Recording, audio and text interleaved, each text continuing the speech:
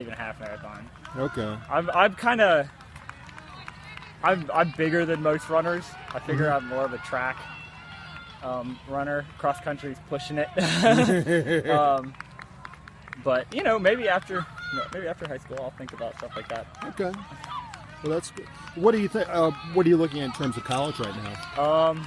I'm not looking to run competitively in college. I'd love to stay in shape and run for a club, and maybe run a fun run 5K. Right. Maybe take one hard every now and then just to see where I'm at and stuff like that.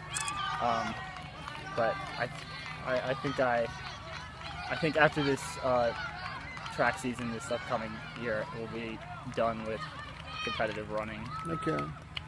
Well, we hate to hear that, but you captured another consecutive conference championship, 2 in a row. Congratulations to you. Thank you.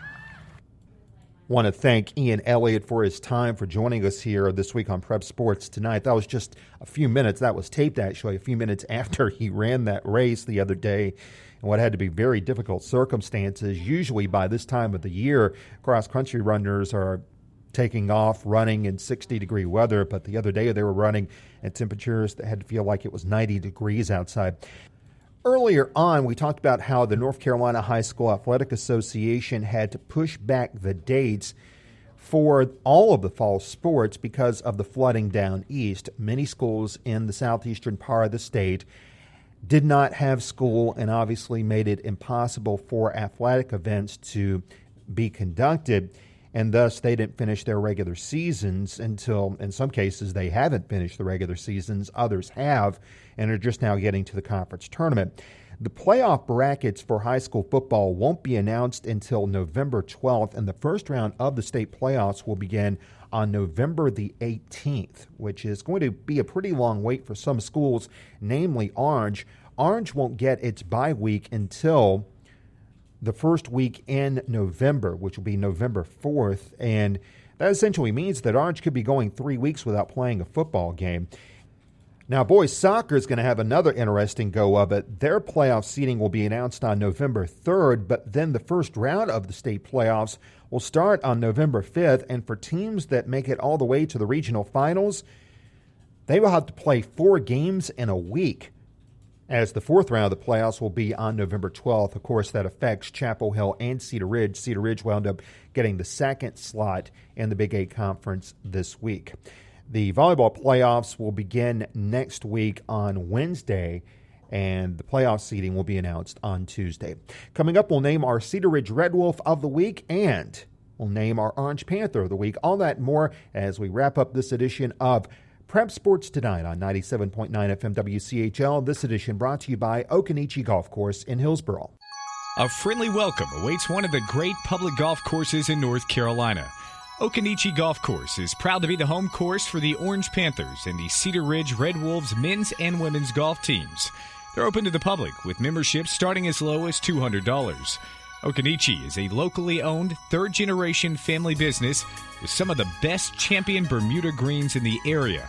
Visit okanichi.com for more information, or you can call 919-732-3435 to schedule a lesson, purchase gift cards, or learn more about tee times.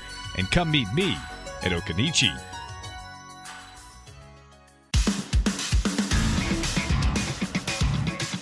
Wrapping up this edition of Prep Sports Tonight here on 97.9 FM WCHL. I'm Jeff Hamlin. Thanks for joining us here.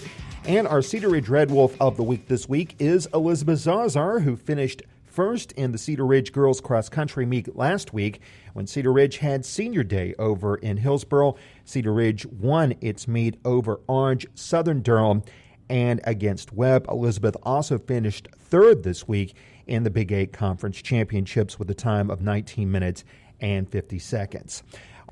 The Orange Panthers of the Week this week, Natalie Darvo and Ashley Tilley. Last week, they finished fourth as a doubles team in the Big 8 Conference Championships, and they are playing even as we speak at the Burlington Tennis Center. I shouldn't say even as we speak because it's a podcast, and some of you may be hearing this whenever you may be listening to it days down the line. But regardless, those two competing on Friday at the Burlington Tennis Center, one of 5 doubles teams to make it, including 2 doubles teams from Cedar Ridge High School participating in that event.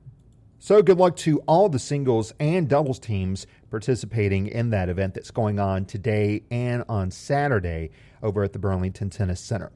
Well, we're gearing up for Orange versus Chapel Hill. The Panthers, if they win, will clinch the number 1 seed for the Big 8 conference in football.